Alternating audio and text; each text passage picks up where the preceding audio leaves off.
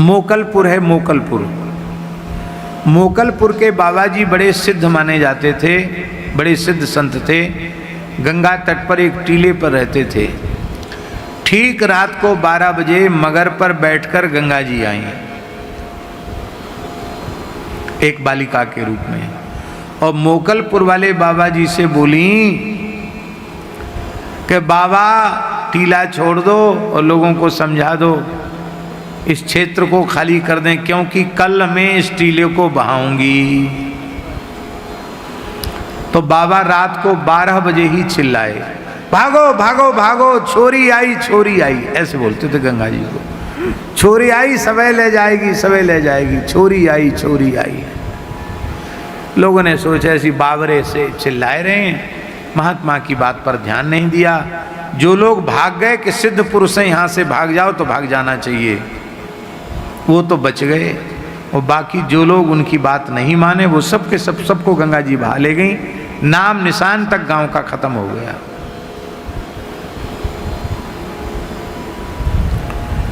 धूनी वाले दादाजी,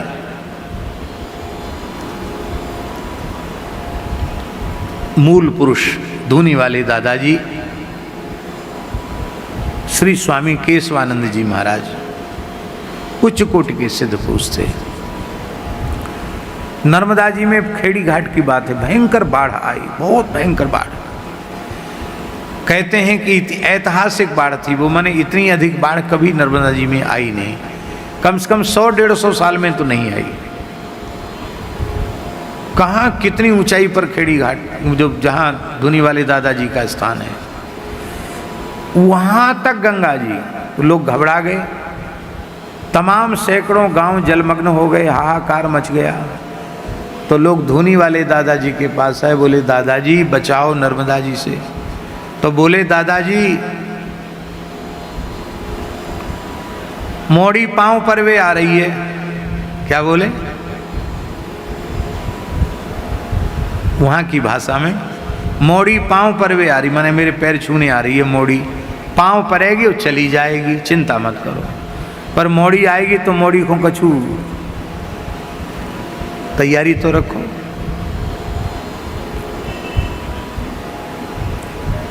तो 4-6 क्विंटल हलवा, ओ बढ़िया चुचेमा घी का सुंदर हलवा और मालपुआ, ये सब खूब बढ़िया सामग्री, बहुत बड़ी मात्रा में सामग्री बनाने का आदेश दिया। और कपड़ा लत्ता और थाल के थाल भर के सिंदूर, रोली, अबीर, गुलाल, सब पुष्प। और गंगा नर्मदा जी आई, जैसे ही दादाजी के दोनों पैरों का स्पर्श किया, जल घटने लग गया। खूब ले मोड़ी, और खा मोड़ी, और खा। सब जितना सामान था सब नर्मदा जी को दिया, और नर्मदा जी फिर नीचे हो गई। अभी नर्मदा जी आती तो है, लेकिन इतनी उसके बाद कभी नहीं आई। आज भी जहाँ मूल पुरुष धूनी वाले दादाजी के चरणों का प्रक्षालन नर्मदा जी ने किया था, उसी जगह पे उनकी चरण पादुका आज भी विराजमान है। आप दर्शन करेंगे तो कहेंगे यहां तक नर्मदा जी आ गई। संतों को दर्शन होता है, संतों को अनुभूति होती है।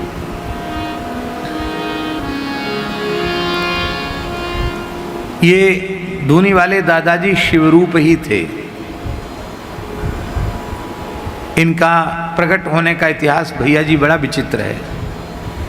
एक महापुरुष थे श्री गौरी शंकर महाराज, गौरी शंकर गिरी, गिरी नामा सन्यासी होते हैं। वो क्षत्रिय कुल का उनका जन्म था और अफगानिस्तान के थे। वो अफगानिस्तान तक सब हिंदू ही थे, वर्णाश्रम व्यवस्था थी, अफगानिस्तान के थे। वो जन्म से ही शिव भक्त थे। तो शिवजी के प्रत्यक्ष दर्शन की व्याकुलता जगी, तो अफगानिस्तान से पैदल चल करके घूमते फिरते हुए उज्जैन आए। उज्जैन में उन्होंने संन्यास दीक्षा ले ली, मंत्र जपने लगे, लेकिन शिव जी का दर्शन नहीं। तब संतों ने कहा कि नर्मदा जी की परिक्रमा करो, नर्मदा जी सबकी इच्छा पूरी करती है। तब आप नर्मदा जी की परिक्रमा करने लगे पैदल। शिव नाम जपते हुए नर्मदा जी की परिक्रमा करने लगे। उनके साथ बहुत से साधु लग गए परिक्रमा में, और धीरे धीरे बड़ी जमात हो गई उनकी। और 3 वर्ष 3 महीना और 13 दिन वाली परिक्रमा, एक परिक्रमा, इस विधान से उन्होंने परिक्रमा आरंभ की। और ऐसी ऐसी 18 परिक्रमाएं की। कितनी?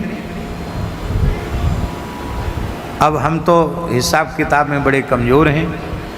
आप लोग बताओ कि 3 वर्ष 3 महीना 13 दिन में एक परिक्रमा हुई, तो वो 3 महीना और 13 दिन छोड़ दो, मोटा मोटा ही हिसाब लगा लो, 3 वर्ष वाला हिसाब, तो 18 तिया कितना हुआ? 54 वर्ष। अब झूठ बोलें तो ये जाने भाई इन्होंने हिसाब लगा के बताया 54 वर्ष। 54 वर्ष तक नर्मदा जी की परिक्रमा करते रहे, शिव जी का दर्शन नहीं। मन में बड़ी ग्लानि भई कि हम इतने अधम पापी हैं कि हमको भोले बाबा आते ही नहीं। इतनी ग्लानि हुई कि बचपन से परिक्रमा, बुढ़ापा आने वाला है। महान योगी थे वो, महान सिद्ध थे, तमाम सिद्धियां हो गई थी उनको। नर्मदा जी की परिक्रमा के बारे में एक मान्यता है, एक परिक्रमा निष्काम भाव से करे तो साधु हो जाता है, दूसरी परिक्रमा करे तो सिद्ध हो जाता है, और तीसरी परिक्रमा करे तो परमहंस हो जाता है। ऐसी प्रसिद्धि है नर्मदा जी की परिक्रमा के बारे में। इन्होंने तो 18 परिक्रमा करी। तो नाम भूल हैं नर्मदा जी का, जहाँ बहुत गहरी नर्मदा जी हैं। इस समय मैं नाम भूल रहा हूँ उस जगह का। वहाँ आप जमात छोड़ के आधी रात को साईं खेड़ा की बात है, और आधी रात को जमात को छोड़ करके और जीवित नर्मदा जी में जल समाधि लेने की इच्छा से गई। अब शिव जी नहीं मिलते तो अब जीवित नहीं रहूँगा। 54 वर्ष बहुत होते हैं।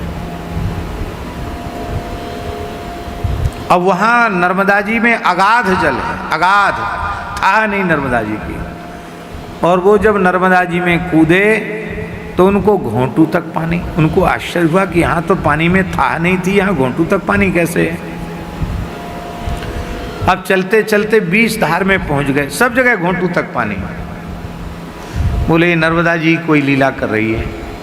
तब तक उनको लगा कि मेरी उंगली पकड़ के किसी ने खींची, ऐसे कन्नी उंगली पकड़ के, और मुड़ के देखा तो एक लाली उंगली पकड़ के खींच रही है, एक कन्या उंगली पर। तो अरे कौन हो तुम? तो बोले इससे तुम्हें क्या प्रयोजन है, मैं कौन हूँ? बोले ये बताओ मरने के लिए क्यों जा रहे हो? कहा हमारा काम पूरा न हुए तो मरेंगे नहीं तो और क्या करेंगे? कहा देखो मेरी बात मान जाओ, जीवित जल समाधि का निश्चय मत करो। तो थोड़े दुखी थे। बोले क्यों मान जाए तुम्हारी बात, तुम कौन हो?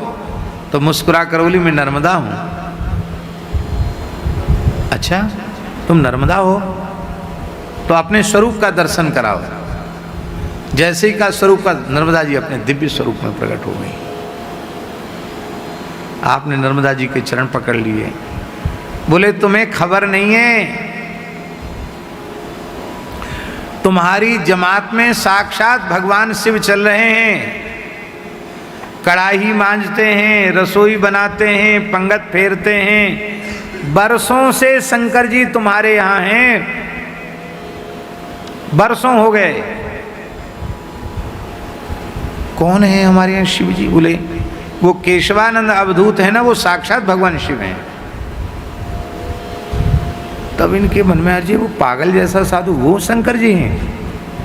तब ध्यान में आया कि हाँ 17-18 वर्ष उनको जमात में हो गए हैं। पहले तो बड़ी गरीबी थी, जब से वो आए हैं तब से बड़ी रिद्धि सिद्धि है, साधु भी बढ़ गए हैं। और 4 बजे भी जमात चल रहा है तो हलवा पूड़ी तैयार, पता नहीं यह तो चमत्कार तो है कुछ न कुछ। तो नर्मदा जी बोली भ्रम में मत पड़ो, साक्षात शिव जी हैं। तो फिर तुरंत वहां से वापस चले। तो जमात में गए, तो जमात में साधु तो कोई सो रहे थे और केशवानंद जी सवेरे बाल भोग बनाना है तो कढ़ाई मांज रहे थे, गूंजा लेके कढ़ाई मांज रहे थे। तो फिर उनके मन में आया कि ये कढ़ाई मांजने वाला, रसोई बनाने वाला शंकर जी कैसे हो सकता है। नर्मदा जी फिर प्रकट हो गए, ब्रह्म में मत पड़ो, दंडवत कर लो, शिव जी हैं। आपने साष्टांग प्रणाम किया। प्रणाम करते ही भाल चंद्र त्रिलोचन कर्पूर गौर विग्रह साक्षात शिव जी का, त्रिशूल डमरूधारी साक्षात शिव जी का दर्शन हुआ। बोले तुम्हारी भक्ति से रीझकर मैं तुम्हारी सेवा में लगा था। बोले बस अब काम हो गया, तुमने हमको पहचान लिया और हमने तुमको पहचान लिया, भेद खुल गया, अब हम जाते हैं। और वो अंतर्धान हो गए, वहां से चले गए। फिर कुछ काल बाद प्रकट हुए वही धुनी वाले दादाजी हुए, जिनकी धुनी खंडवा में